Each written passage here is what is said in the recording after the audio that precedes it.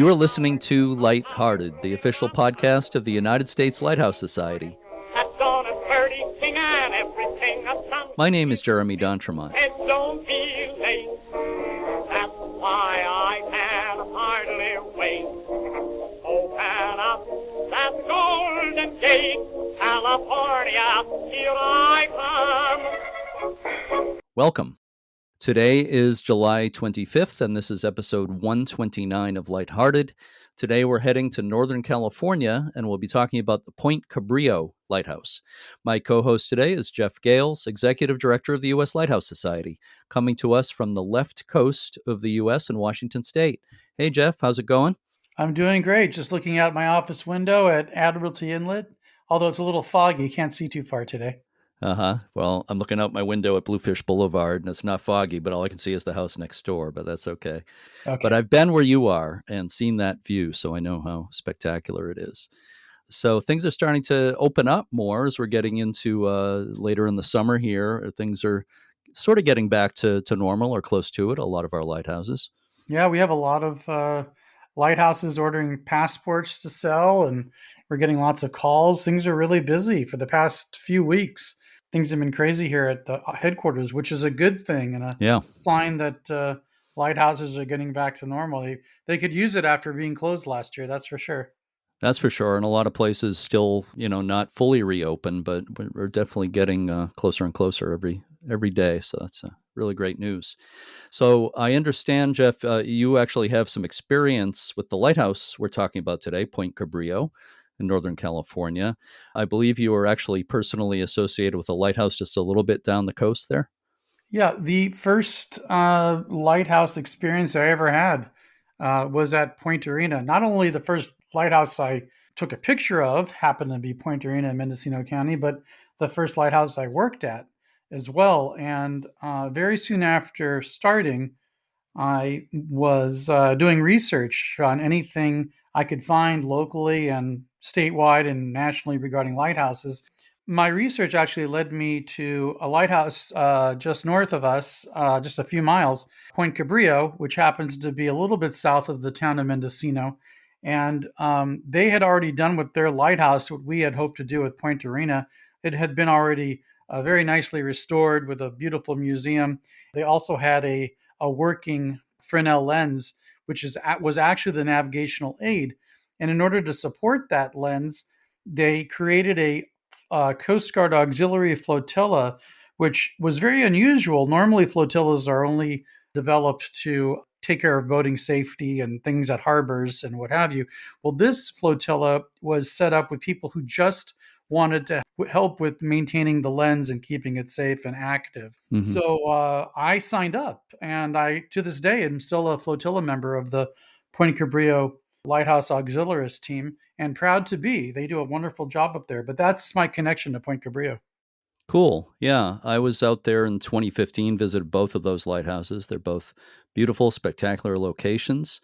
Boy, Point Arena has to be one of the most spectacular locations of any lighthouse on either coast, I would say. Being at the tip of that peninsula for any length of time, you see all types of interesting weather phenomena and animals and people. I mean, it's a great place. And we were there for 3 years, my wife and I, Melissa. It was a really amazing experience. But I can tell you, after living that remote for that long, we were ready to move to San Francisco to work for the Lighthouse Society when that opportunity came up. I can understand that. Now you're a little bit more away from civilization at Point No Point Lighthouse in Washington, but not too far. We feel like we've achieved the perfect medium. We're completely remote. We are completely engulfed in the city, and now we have the best of both worlds. Yeah, you're not far from Seattle. And we're at a lighthouse. I mean, how can you beat that? You can't. So, Jeff, has anything interesting happened on this date in lighthouse history by any chance? As a matter of fact, yes, Jeremy, and it related to Point Cabrillo. On the night of July 25th, 1850, the ship Frolic misjudged its distance from the shore and ran aground just north of Point Cabrillo. This was during the gold rush days in California, and the Frolic was carrying household goods, and it was bound for San Francisco. An attempt to salvage the Frolic failed, but the men who led the salvage effort in turn discovered the redwood forest And it was the harvesting of the redwoods, of course, after that put Mendocino on the map. Yeah, so in a way it was sort of a lucky shipwreck, I guess. Well, not for the redwoods. Well, that's true too, yeah, as a matter of fact. The site of the wreck of the Frolic is now a California State Underwater Park. And also in the state, July 25th, 1894, the actor Walter Brennan was born in my hometown, Lynn, Massachusetts. Walter Brennan, of course, is remembered for the TV series The Real McCoys and movies like To Have and Have Not, Humphrey Bogart, Lauren Bacall. He once gave this advice to young actors, quote, "Go ahead and learn how to act, but don't get caught at it," unquote. So, Jeff, let's tell everyone about Point Cabrillo Lighthouse and today's guest. Okay, Point Cabrillo is in Northern California, about midway between San Francisco and the border with Oregon. The point is named for Juan Rodriguez Cabrillo, an explorer who sailed the California coast on behalf of Spain in 1542 and 43. It took a series of shipwrecks in the vicinity and pleas from mill owners and mariners before the Lighthouse Board in Congress came up with the funds for a lighthouse, and construction began in the summer of 1908. An octagonal lighthouse tower was combined with a fog signal in an attractive building that has been likened to a small church, built of local redwood and Douglas fir. 3 dwellings were erected for the keepers and their families, uphill and a few hundred feet back from the lighthouse. The lantern was fitted with a third-order Fresnel lens created by Chance Brothers of England. It's one of only 3 British-built lenses still in use in the United States today. That's interesting. I didn't know about that Chance Brothers being one of only 3. That's amazing. The Coast Guard keepers left in 1972 when the navigational light in the lighthouse was replaced by a rotating automatic DCB 224 aero beacon that was mounted on the roof of the fog signal building. The Coast Guard continued to use the dwellings as housing for Coast Guard families until 1992, when the property was bought by the California State Coastal Conservancy. Restoration followed, and the Fresnel lens in the lighthouse was reactivated. After restoration, the duty of managing the station was handed over to the nonprofit Point Cabrillo Lightkeepers Association. 2 of the former keepers' houses and 2 smaller buildings are open for overnight stays. A museum and gift shop are open daily, and there's an aquarium and marine science exhibit in another light station building. And Jen Lewis began volunteering at Point Cabrillo Light Station when she moved to Mendocino County in 2016, and she has been the outreach manager for the nonprofit Point Cabrillo Lighthouse Keepers Association since 2018. And I recently had the pleasure of speaking with Jen Lewis. I think everybody's going to really enjoy this interview, so let's listen to that now. I am speaking today with Jen Lewis, who is the outreach manager for the Point Cabrillo Lightkeepers Association at Point Cabrillo Lighthouse in California. And Jen, you and I were just chatting a little bit before we officially got the interview underway here, and we discussed the proper pronunciation of Point Cabrillo or Cabrillo. So where do you come down on that? Yeah, it's an interesting conversation because for many years we were named for Juan Rodriguez Cabrillo, who was an explorer in the 1500s who sailed under the Spanish flag. And for many years, people always thought that he was born in Portugal, and the pronunciation in Portuguese would have been a little bit different than in Spanish. So for many years, we always assumed that it would have been pronounced Cabrillo.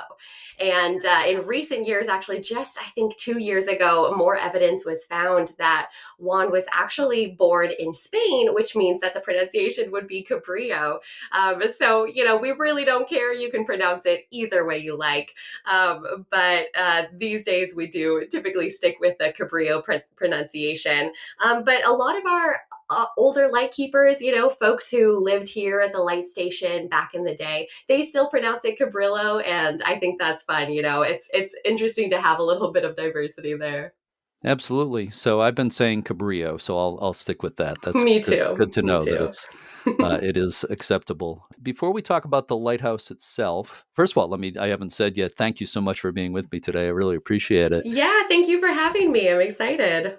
And I'd just like to talk a little bit about your background. So what brought you to Mendocino County and your position with the Point Cabrillo Lighthouse? Yeah, it's an interesting little story actually. I grew up in Bend, Oregon. That's where I lived all my life, and it's a beautiful little town, but it is very much landlocked. And I've always been a big history buff. I love stories about the ocean, about ships, about lighthouses, stories from the coast.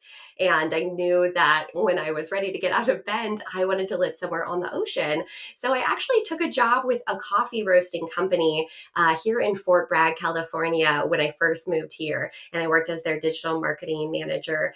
And incredible company. But what ended up happening was right after I accepted that job, I thought to myself, I don't know a single person in Mendocino County other than the people I interviewed with. I'm going to need something to fill my weekends.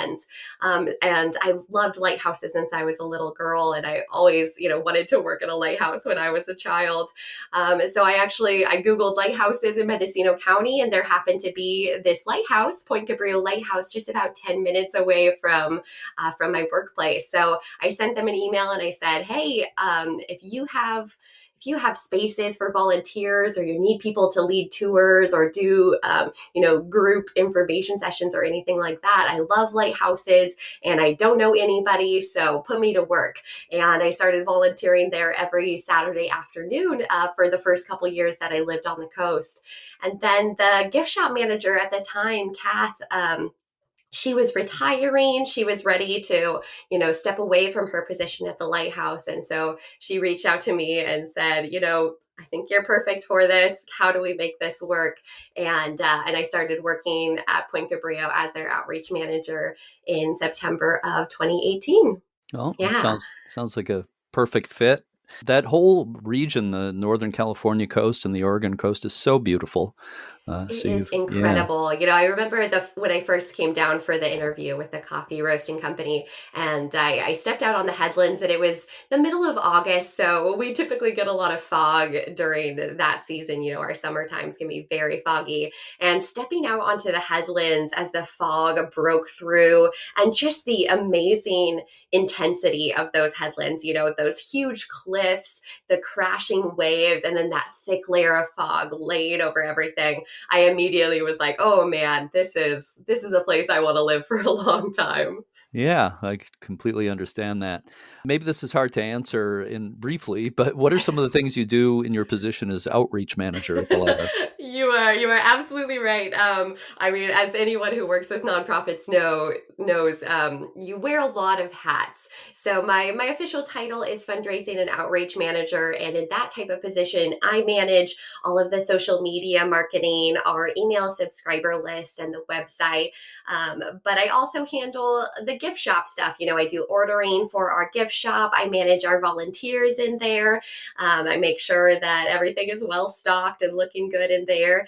I also do the events out here. So when we have weddings at the lighthouse, I'm the one coordinating with them, and the fundraising as well. So when we run our raffle to win a stay at the lighthouse, or send out our appeal letter every year, that's stuff that I do as well. So it definitely covers a wide range, but it keeps everything really interesting. It's such an incredible place to be. I feel really lucky to be able to show up at a lighthouse every day for work. Yeah. Well, it sounds like it really keeps you busy. I'm sure you probably Absolutely. got a few balls in the air all the time. So one of the things that Northern California is famous for is its redwood trees. And I'm wondering if the redwoods figure at all in the history of the lighthouse? Absolutely. I mean, the redwoods are the only reason that the lighthouse exists. Back in 1850, that was when the Frolic Shipwreck happened. And the reason that shipwreck was really important was it was the first time that European Americans had really found the northern coast of California. That ship was heading down to the Bay Area in 1850 at the beginning of the gold rush to bring goods down to all the fellows who were trying to strike it rich down there. But people hadn't really moved north just yet. So when they sent a salvage crew to find that shipwreck in 1851, what they found instead were those redwood forests. And that was really this huge moment of realization that there was money to be made right there. And it's, the Mendocino gold, the redwood trees are a very different kind of gold than the Bay Area, but it was something that those people could make a lot of money on. And so the very next year, the fellow who found that shipwreck set up the very first mill on the Mendocino coast, and that was in the town of Mendocino in 1852. And the reason that ties in with the lighthouse is the Frolic Shipwreck actually happened right there on the lighthouse property, 59 years before the lighthouse was built, of course. But that was a huge turning point in Mendocino County history. And suddenly all these redwood trees were being milled. These ginormous trees were being put onto ships and brought down to the Bay Area or sent up north to Portland and Seattle. And suddenly there was a huge need for lighthouses in that area because there was so much ship traffic happening. And so 1909 rolled around, and they actually had planned to build a lighthouse there in the 1870s, but the money didn't come through until 1909, and that's when Point Cabrillo was built. Yeah, I saw some of those ginormous trees when I drove the whole West Coast in 2015, and They are incredible. It's they just really are. amazing. I mean, to see those photos of the really, really huge trees and the people with their saws standing next to them, after they've been cut down. In the town of Fort Bragg, actually, there's a slice of one of the biggest trees found in Mendocino County, and it is just mind blowing to think about, the manpower that went into cutting down a tree of that size. It Right. really is incredible. And to think about how long some of those trees have been alive. What is it, 1,000 years or more? Absolutely. Yeah. Yeah, More and more. Yeah. More than thousands. It unbelievable. is crazy. So let's talk a little bit about the architecture of the lighthouse. It's unusual. It's very pretty. What do you think is kind of special about the look and architecture of the lighthouse?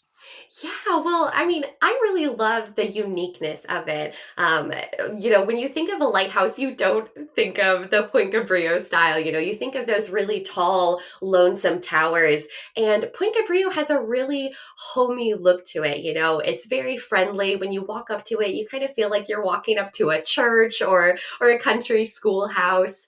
And I just really think it's interesting because there were so many different styles of lighthouses built in the United States. And so I think it's kind of special, like as you get to tour a lot of them and see all the different styles that there are, it's fun to see that there is so many different styles of architecture. I mean, some of those lighthouses built in the Southern California area with those beautiful Victorian buildings, and then places like Point Arena or Pigeon Point with those tall white structures, and then Point Cabrillo with this homey, cute little church feel, except with a light in the steeple instead of a bell. I think it's a really special thing, just that there are so many diverse types of lighthouses out there, and it's fun being one of the odd ones. It's kind of funny when I'm volunteering down there in the gift shop, you'll have these little kids come in and they walk in and they're like, I thought this was a lighthouse. It's not tall enough to be a lighthouse. Right. And it's always so fun to chat with them, about, like, oh, well, the focal point, and lighthouses were built for different reasons. Everything is so unique about each individual lighthouse. And it's just so special to get to know one individually so well. Sure. So you still have the old Fresnel lens. I believe it's the original lens. Correct me if I'm wrong, but it's a spectacular lens. What can you tell me about that? Absolutely, yes. So that is our original lens. It's been here since 1909. Hasn't left that bluff in 112 years, which I think is such a unique thing. When we took the lens out of the tower for the restoration back in the late 90s, early 2000s, it was not removed from that bluff. We actually set up a building right there next to the lighthouse so that we could do all of the restoration right there on the property. And I think that's such a special thing because that Fresnel lens was going to be taken out of that lighthouse. That was a big piece of the restoration. Was in the late 80s and 90s, the Coast Guard was going to remove that light from the tower because they had decommissioned it back in 1972. And they felt, let's put it in a museum somewhere. Let's put it in storage somewhere. It doesn't need to be in this tower anymore. And that's when the local community got together and said, you know what, this is a piece of our history too. Like, yes, it's Coast Guard history, but it is a piece of this Mendocino coastline and we want to protect it. So how do we do that? And, nowadays we have this contract with the U.S. Coast Guard where we're in charge of taking care of it and it'll never leave our lighthouse. And that is such a wonderful wonderful and incredible thing to think about because it's such a beautiful piece of history. I mean, what I always love to say is that it's such an incredible piece of art, on its own, Mhm. but it's also such an incredible piece of engineering to come out of, the 1800s, just to see that light flash. I mean, I've seen the flash from 30 miles away, and just to see that kind of magnificence from that tiny little light bulb that's in the center of the lens is so incredible. But yeah, ours is a third order Fresnel lens. It was shipped to us from the Chance Brothers, manufactured near Birmingham, England. And correct me if I'm wrong, but I believe that only 11 British lenses were sent to the United States for our lighthouses. And as of today, in 2021, there's only 3 of those lenses still operating in the United States. And that's ours here at Point Cabrillo. Then up on the Oregon coast at the Heceta Head Lighthouse, they still have an operating British Fresnel lens. And then over on the East Coast on Staten Island is another one of the last British Fresnel lenses in operation. And I think that's such a beautiful and unique thing. There are all those little subtle differences between the British and the French lenses, and it's so special, to have one of those still in operation, still exactly where it was placed at the beginning, and doing exactly what it was built to do. I think that's such a beautiful thing to behold.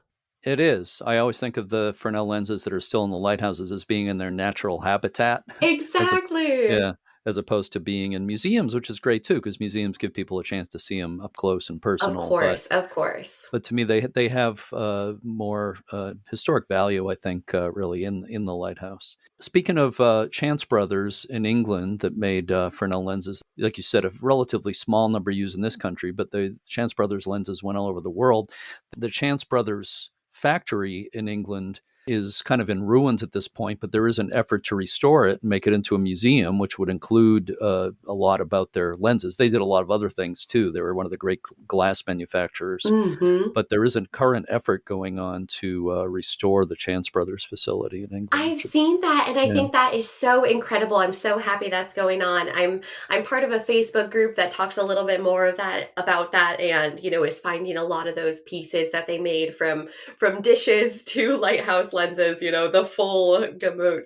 But it really, that's what I love about this business, is that it's all these people who are so passionate about preserving these historic structures, these historic places, and telling the stories of the people who came before us. I think that's exactly why I love being here, is there's such passionate people. And so I think it's absolutely incredible that they're doing that with the Chance Brothers over there. I interviewed Mark Davies, the man who's kind of spearheading that effort, interviewed him for the podcast. So, Oh, lovely. I Mark. will definitely be checking for that later. The main building at Point Cabrillo, the lighthouse building, is actually a combined lighthouse and fog signal building. So, what can you tell me about the fog signal? Yeah, so our fog signal was decommissioned in the 60s, so it's no longer in use at Point Cabrillo. But during its heyday, its signal was 2 seconds on, 2 seconds off, 2 seconds on, and then 24 seconds of silence. And so that was our specific signature here at Point Cabrillo. And one of the stories that I just honestly love from Point Cabrillo, there's one fellow who is a lightkeeper here in the late 50s, early 60s, and he comes and visits at least once every year with his whole family, which they're so lovely. I mean, they come with his kids, his grandkids, his great grandkids, and they're such a wonderful group of folks. But he told me this story from his time as a lightkeeper, that they had 24 straight days of fog on the Mendocino coast. And so that fog signal was running for 24 days straight. And I mean, if you've been to a lighthouse before, you know that those lightkeepers' dwellings are very close to the lighthouse. Yeah. You absolutely hear that all night long, and you learn how to speak in these 24-second intervals, because you have this 6 seconds where there's the blast, quick 2 second silence, and then another 2 second blast, and then okay, we've got 24 seconds to talk. Like, this is our chance. And I just think it's so funny to think about, I mean, this poor man who just had this new wife and this new baby, and 24 straight days of that foghorn going off. It's got to get old after a while, after 3 weeks. Yeah. Although I have heard stories about how, especially the children at some of these stations with loud foghorns, that they would learn to sleep through it. But then when the horn Hmm. stopped after a long period of fog, that's when they would wake up with a start, like something was wrong when the horn stopped. Absolutely. No, Yeah. that's it's so true. Yeah, he told me that that everyone in his family who lived there at Point Cabrillo did have tinnitus through the Hmm. rest of their lives. There was no avoiding that, unfortunately. But you totally get lulled to sleep by it. It becomes a part of your daily life, especially when it's 3 weeks straight of it. It's definitely something that you better get used to, or else you're gonna have problems. Yeah. I've also heard from other people about how, depending on the characteristic of the fog signal, if it was, one blast every 10 seconds or 24 seconds or whatever it might be, Hmm. that they would learn to talk around that. But not too long ago, I interviewed the daughter of a lighthouse keeper on Cape Cod, and I asked her about that. I said, "Did you learn to pause when the horn was blowing?" She said, "No, you just talked louder." There you Uh, go. You figure out a way around it. that's another way of dealing with it, I guess. So speaking of the families there, I know Point Cabrillo was a family light station. Typically, how many keepers and families were living there at one time? We always had three light keepers here. We had three houses, three big houses. So our head keeper, our first assistant light keeper, and then the second assistant light keeper. We always had three at a time. And you're totally right that it was a family station. One of the interesting stories that I love to share is the story of our very first light keeper. His name was Wilhelm Baumgartner. He had actually served at the St. George's Reef Lighthouse up off the coast of Crescent City, California, the Farallon Islands Lighthouse off the coast of San Francisco, and the Point Conception Lighthouse out on the point down near the Santa Barbara area in Southern California. And so he had served at all these very remote locations, on islands, like on the very far end of a point. And so he was a bachelor throughout his light keeping service. But that didn't fly at Point Cabrillo. The U.S. Lighthouse Service actually told him that he needed to fix his problem, and the problem was literally that he was unmarried and that this was a family station. And so, a couple of years after moving there, he got there in 1908, and I believe it was in 1911 that he married the local blacksmith's daughter, Lena, and they lived together at Point Cabrillo until he passed away in 1923. But I just think that's, such a sign of the times, isn't it? Like, fix your problem. You're not allowed to be a bachelor here. We built these nice big houses for you. You better fill them up with a wife and some children. Yeah. Too funny. Wow, what a change! Farallon Islands and St. George Reef; those are two of the most isolated lighthouses on the West Coast. Oh boy, Absolutely. I yeah. know. It's so incredible to think about, the things he must have witnessed at each of those stations. I believe he was served for 2 years at each of those lighthouses, and then Point Cabrillo was the last lighthouse that he served at. But I've actually had the pleasure of seeing both the St. George's Reef Lighthouse, or the St. George's Reef Lighthouse Fresnel Lens, which is in a museum in Crescent City, and as well as the Point Conception Lighthouse Lens, which is in a museum in Santa Barbara. And both of them are these, just big, beautifully, like perfectly restored lenses. And I think it was such an emotional moment for me seeing both of those, and to think of Baumgartner, taking care of each of these lenses at these Hmm. places that he lived for so long before coming to Point Cabrillo, which I now think of as my lighthouse, but was his originally. He was the first keeper out here. He moved here before they even finished the lighthouse building itself. But yeah, I know. Just it's so interesting to think of the lives of the keepers and the stories and the things Oh they yeah. witnessed out there at those places. Are there any other particular stories of keepers and families at Point Cabrillo that it's kind of stand out for you? There's one that I really especially love, and I love sharing with the kids that come to Point Cabrillo Lighthouse.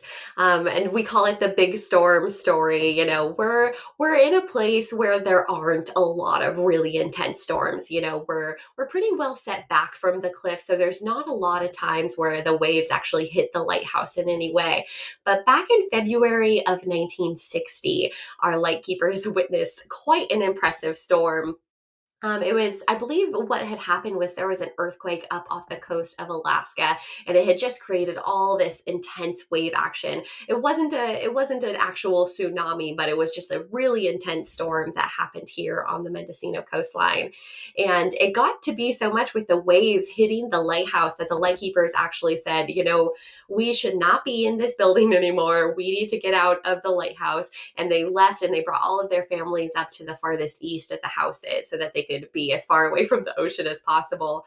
But as the story goes, the head keeper, as he was walking up, leaving the lighthouse behind him, he turned to look and actually saw the light from the Fresnel lens illuminate this wave that was crashing over the whole lighthouse, like up into the lens room. And it's just such a crazy thing to think about. If you've seen pictures of Point Cabrillo, you know that we are pretty well set back from the cliff, and that is a pretty high cliff. And even beyond that cliff, there's a lot of like shallow rocks and kind of like, tide pool style areas. So it really takes a lot for a wave to hit the cliff, much less hit the lighthouse, much less hit the top of the lens room. Yeah. So I just really think it's such a crazy thing to think about waves that big. The biggest wave I've seen has hit the back of the lighthouse, but it was on a surprisingly clear day, so it didn't feel like a crazy storm.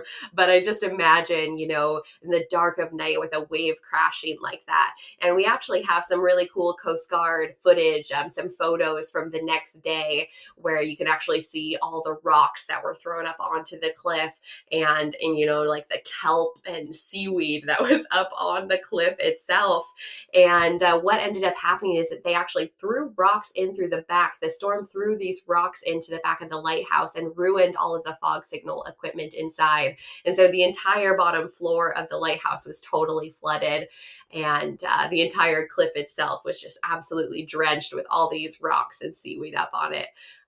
But yeah, I love those big storm stories so much because Yeah. it's so different from a typical day at Point Cabrillo. A family comes down and it's sunny and the ocean is flat, and then I tell them, imagine a huge wave crashing over this whole thing.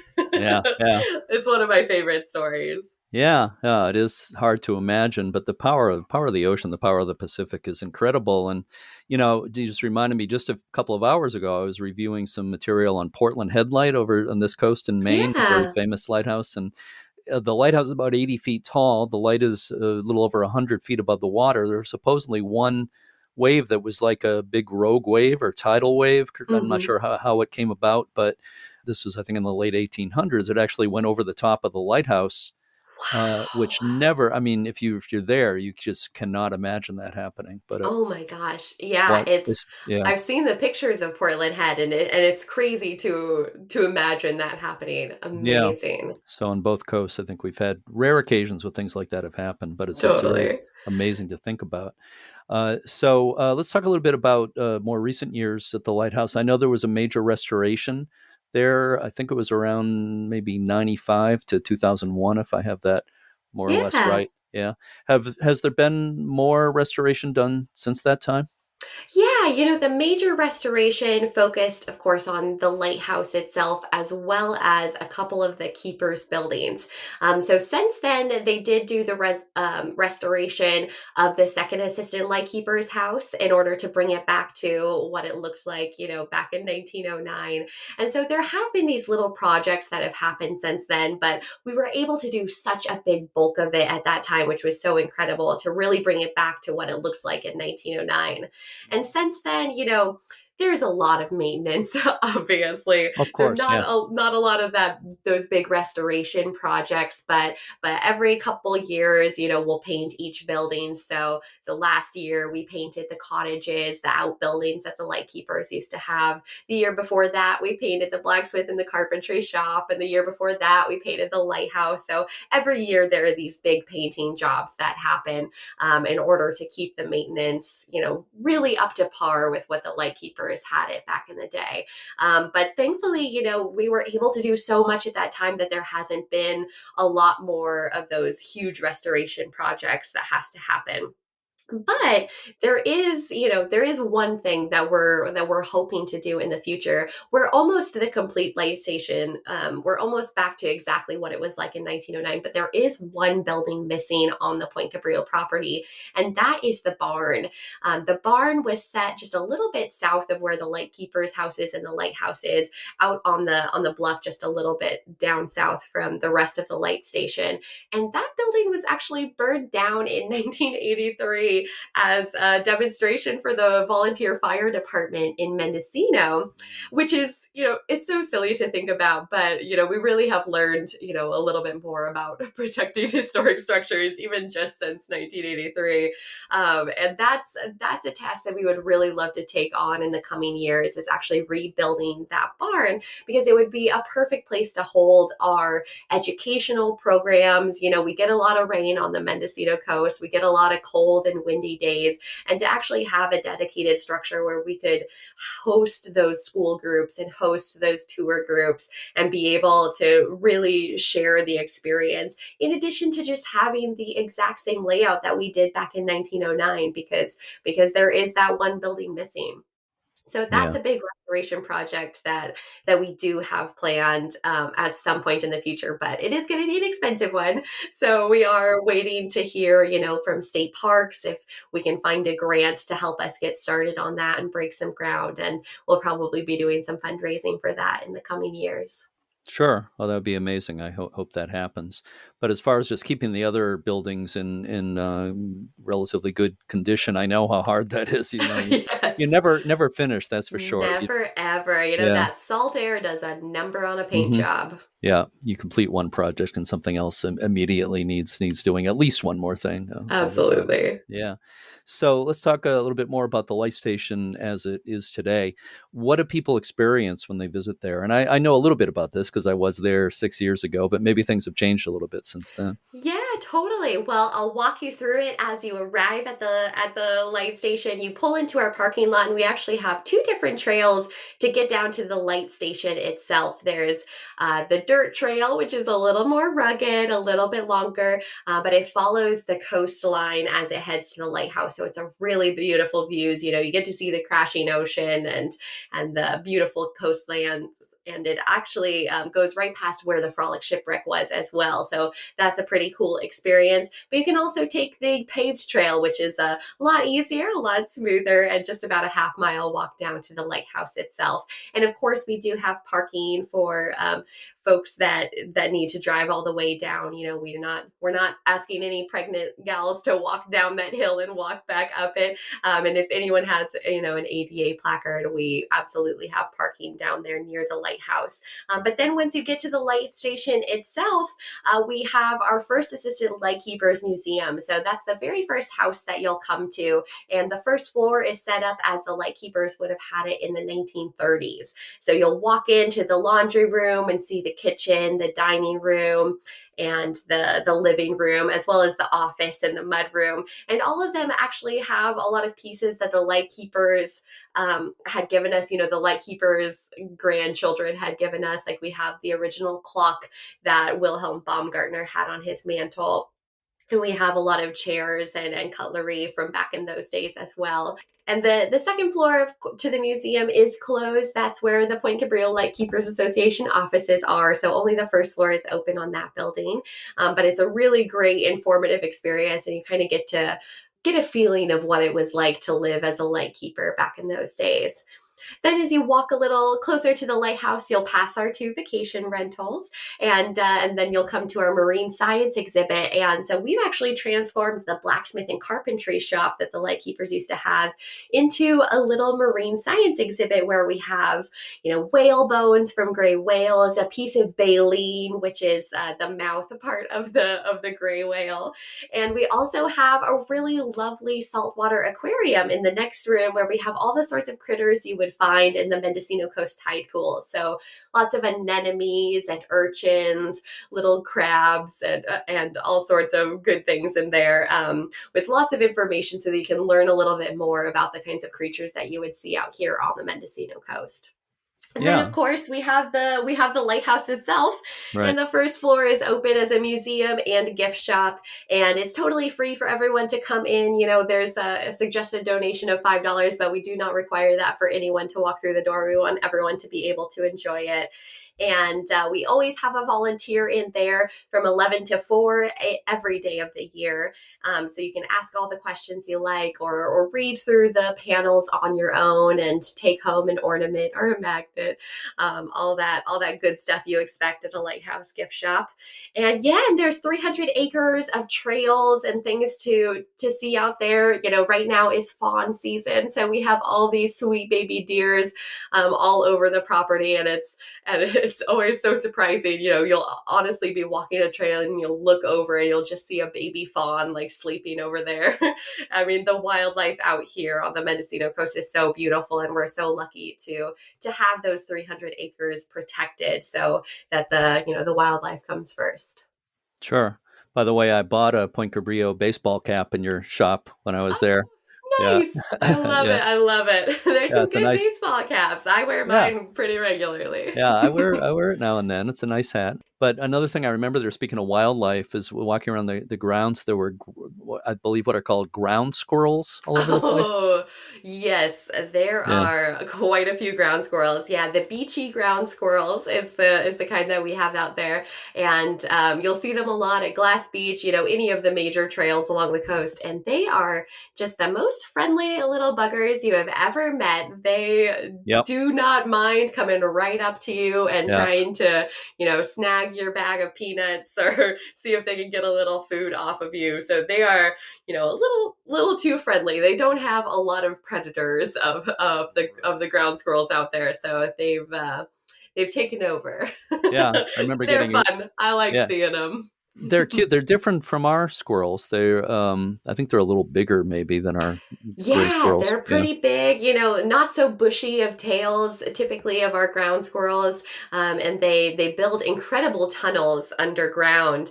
And it's actually interesting because the main predator of the ground squirrel are these long-tailed weasels. And so we have this large population of weasels that lives out there at the lighthouse as well. And they use the same tunnels as the squirrels. And it's always a surprise when you see a weasel because they are very elusive. They're very hard to find. But it's interesting because they're much smaller than the ground squirrels, but they are the predator of the ground squirrels because they're just very fast and very vicious.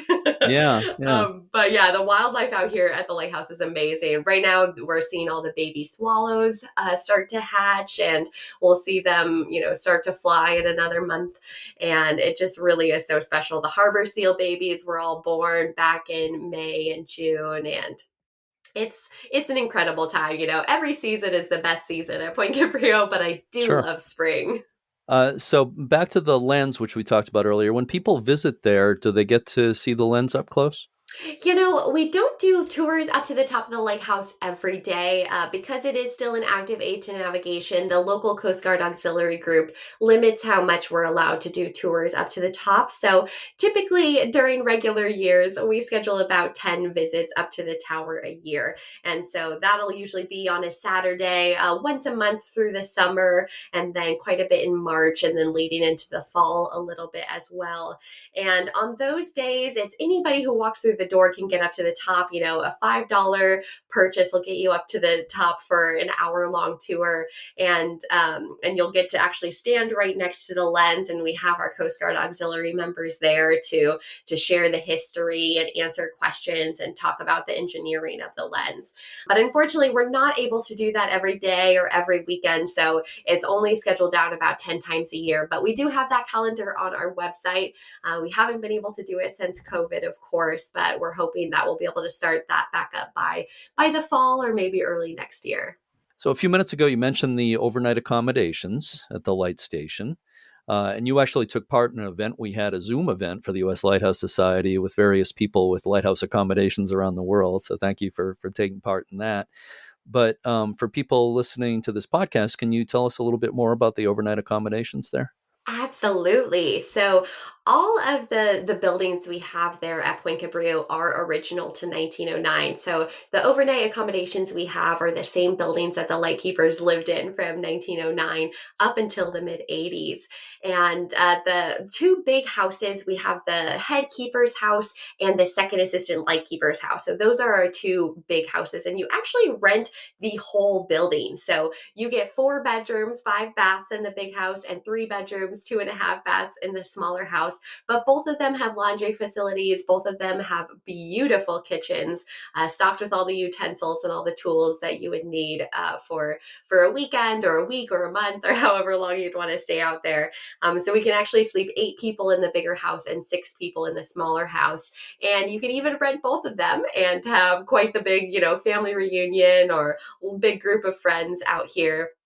And then the buildings right behind those lighthouses were the outbuildings for the lightkeepers. So they, kept their horses in them, their cars, their yard tools, things like that.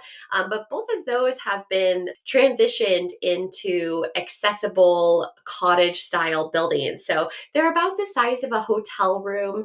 It's got a queen bed, a fully accessible bathroom, a wheelchair accessible shower, and it also has, a TV and mini fridge, all those things that you expect from a hotel room. But that's a really great option because, those Lightkeepers buildings weren't built for, folks that are differently abled.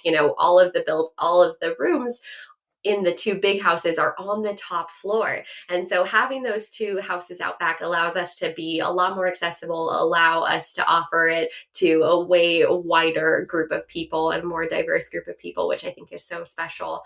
But that means we can actually sleep up to 18 people in total on the property, which makes it incredible for all sorts of events. And typically, how far in advance do people book accommodations there? I'll bet it's pretty far in advance. It's getting more and more popular, and it was so interesting during COVID when we had to, postpone so many of those visits. And our poor vacation rental manager gal, she had to do a lot of readjusting of those dates. But typically, we're 6 months to a year out for bookings. If you're planning for the end of the year or early January, February, you'll definitely be able to find the right weekend for you. But if you're looking at next month, it's going to be a little tricky to book something at Point Cabrillo. Sure.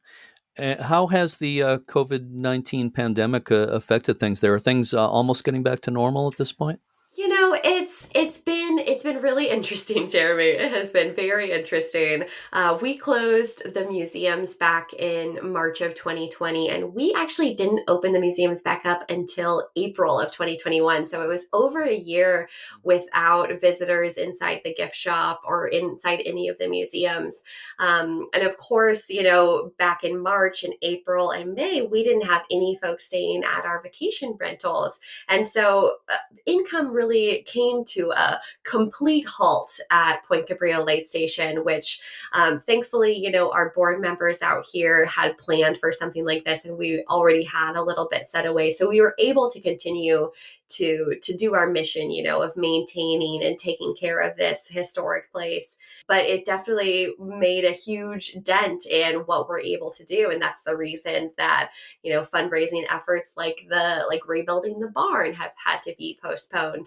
But these days, we're mostly back to normal. All of our museums are back open. We're still requiring masks for all of our visitors just to play it safe. We have a full group of volunteers that takes care of our gift shop and museums, and we want to make sure that they are protected. But yeah, we're just about back to normal. Folks are staying in the vacation rentals. People are visiting the park. We're getting, even more visitors than we've ever seen before, which has been so wonderful to just see people's faces again and be able to share the history and the stories of this place.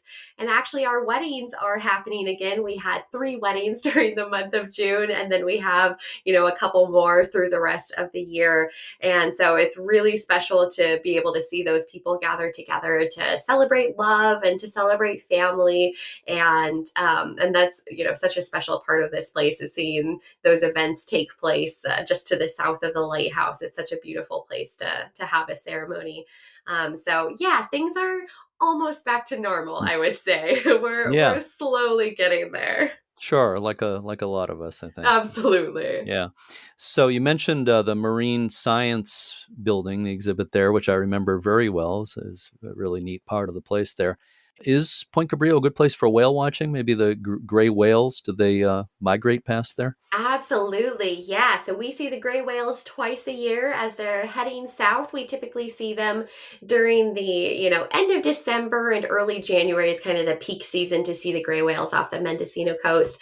And then we see them again through the month of March and April as they're heading north. And that's always what I suggest to people if they're planning to come out here for a whale watching trip. In March and April, they have their babies with them. The gray whales went down to Baja to have their babies in those warm lagoons, and then they're making the long trip back up to Alaska. And so when they pass by in March and April, we see the smaller whales, we see them much closer into shore, and they're typically moving a lot slower too because they do have their young with them. And so it really is incredible. We'll see those whales right off the rocks. Like you'll stand on the cliff and you'll see it right there in the water in front of you. I mean, it absolutely is such a beautiful Wow. sight to behold. And it really is such a special thing because I've seen so many whales out here. I've seen tons and tons of gray whale spouts, but it never gets boring. It's amazing that every single time it really is such a unique and beautiful experience. Every time I see a spout, I'm like, I feel lucky to have seen that. Even if I have seen, 20 before and 20 after, it's so, so special. But yeah, Point Cabrillo is actually the spot that sticks out the farthest in Mendocino County along Highway 1. So it's probably the best spot in Mendocino County to do whale watching. I saw some in Southern California. Yeah, I mean, there's so many great spots along the California, Oregon, and Yeah, Washington coastlines to watch the gray whales, but I'm partial to Point Cabrillo. I I can tell.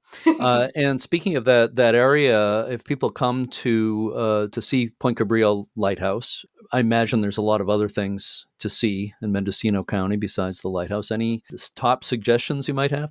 Yeah, absolutely. Well, I do love the museums around here. There's some really wonderful museums that share a lot of the history of Mendocino County and the timber industry. So the Ford House Museum in Mendocino or the Guest House and Museum in Fort Bragg are two of my favorites. But there's lots of incredible state parks in this area. McCarraker State Park is a really wonderful free park that's just absolutely gorgeous. You can see the harbor seals there. It's a great whale watching spot as well. Russian Gulch State Park is just south of where the lighthouse is, and that's another beautiful one with a gorgeous beach and beautiful like rock features out in the water. There's lots of tide pooling options, lots of great restaurants. I'm always impressed with the incredible restaurants in Mendocino County, specifically in the village of Mendocino. Mhm. But of course, we're talking to a bunch of lighthouse nerds here today, so I would always recommend going to visit the Point Arena Lighthouse. It's just about an hour south of us, 30 Yep. miles as the crow flies. But one of the special things about having our two lighthouses in Mendocino County is you can come to Point Cabrillo and see that Fresnel lens in action, like we talked about. And then you can visit Point Arena and you can see that Fresnel lens in their museum. And I think it's Right. so special to have both of those experiences because, obviously incredible to see it in operation and doing exactly what it was designed to do, in its natural habitat, like you said. But to see all the pieces of the Fresnel lens up close as you're Hmm. standing next to it inside the museum at the Point Arena Lighthouse is absolutely just breathtaking. I mean, they have a first order Fresnel lens there. So Yep. it's interesting to see the differences between the two, theirs being a French lens and ours being a British lens. But yeah, that's definitely always on my list when people ask what they should do in Mendocino County. I'm like, well, there's two lighthouses, so make sure those are at the top of your list. Yeah. Oh, Point Arena is great too. What a spectacular location and that. Totally. So let me ask you, I imagine it's pretty easy to find information about the lighthouse, about visiting there and everything. People Google it, I'm sure they'll find it. But what is the website for Point Cabrillo Lighthouse? Yeah, it's pointcabrillo.org. Hmm. But yeah, if you Google Point Cabrillo Lighthouse, you'll find it right away. And we're also on Facebook and Instagram and Twitter and TikTok. So you can search us on any platform and you'll probably find us. Wow, even TikTok. I don't think that many Even lighthouse TikTok. organizations are on there. I haven't found a lot of other lighthouse friends on TikTok, but there's a couple of us out there, and it is a lot of fun. If Hmm. there's any of you lighthouse nerds on TikTok, be sure to come find us at Point Cabrillo. Do you do any singing of sea shanties on the? I don't sing them, Jeremy, but there are definitely quite a few sea shanties on our TikTok page. You will find Oh, quite a few cool! of them. I'll Oh have to look yeah. for those.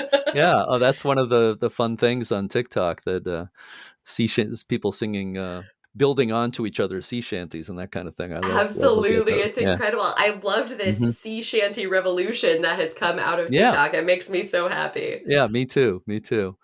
So I have one final question for you. Of course, it's for bonus points. So I want you to put your thinking cap on and get your number 2 pencil ready. What is your favorite thing about your work at Point Cabrillo Light Station? Well, it is always hard to pinpoint a single thing, but for me it's all about the people out here. I get to meet such incredible people that come through the museums, that come on the group tours, that come on the lens tours. And in addition to seeing them in person, I've been able to create these relationships with them on social media. So I run, the Facebook, Instagram, and TikTok accounts, and I have this incredible group of people that is so passionate, not only about Point Cabrillo, but about lighthouses in general and about Mendocino County history. And it is so wonderful to be able to have this access to technology that allows me to connect, with the fellow who runs a lighthouse in Florida, or these people who are trying to, rebuild the Chance Brothers building in England. I have this capability to connect with people all over the world, and that is such an inspirational thing for me. I feel so lucky to be living in this time where we can be so connected and we can talk to people all over the world and share our passions and share what we're excited about, from Yeah. miles and miles away. So when I say the people, I do mean, not only the people who have actually visited, but the people who are planning to visit, and people who are talking to me through Instagram and responding and saying, oh, I'm coming in 2 weeks, like, oh, I'm starting to plan my trip for next year. And it's so exciting to have those conversations. So that's definitely got to be my favorite part of my work out here at Point Cabrillo Light Station. Speaking of, communicating with people all over the world, of course, this podcast has been a way of doing that. And I've got to talk to people in England and Ireland and Scotland and Australia and New Zealand, et cetera, et cetera. And Totally. I'm here in New Hampshire. I'm talking to you today in California. Use Zoom, and we're using Zencaster today and Skype and so forth. It's a miracle. It's really It really, a great really thing. is. I just feel so thankful to be able to do things like this. That Zoom presentation we did with the lighthouses with accommodations was so special. And now I'm friends with all those folks and we, talk really regularly on Facebook and share ideas and talk about lighthouses and what we're passionate about. And I think, I feel so lucky to work within an organization that allows me to have those kinds of connections with people all over the world who are passionate about the same kind of things. Well, it's obvious that you're very passionate about Point Cabrillo Light Station. I sure And like it. yeah, and about the work that you do. It's really obvious, and it's great to hear the passion as you talk about all this stuff. And I hope I can visit there again. Maybe get a personal tour from you if I'm really lucky. But Absolutely. yeah, Anytime. I've got to get back out there. I really enjoyed it. Enjoyed the whole area. Enjoyed the whole West Coast for that matter. But Point There is Cabrillo. something special about the Pacific Coast. Yes, yes. So, Jen Lewis, I want to thank you so much for joining me today, and I'm sure we'll be talking more in the future. But I thank you for filling everybody in and all the great things about Point Cabrillo Lighthouse, past and present. So, thank Of you so much, course. Jen. And thank you so much for having me, Jeremy. I'm so excited to be a part of the U.S. Lighthouse Society and, be a part of this world. I'm very thankful for everything you do as well.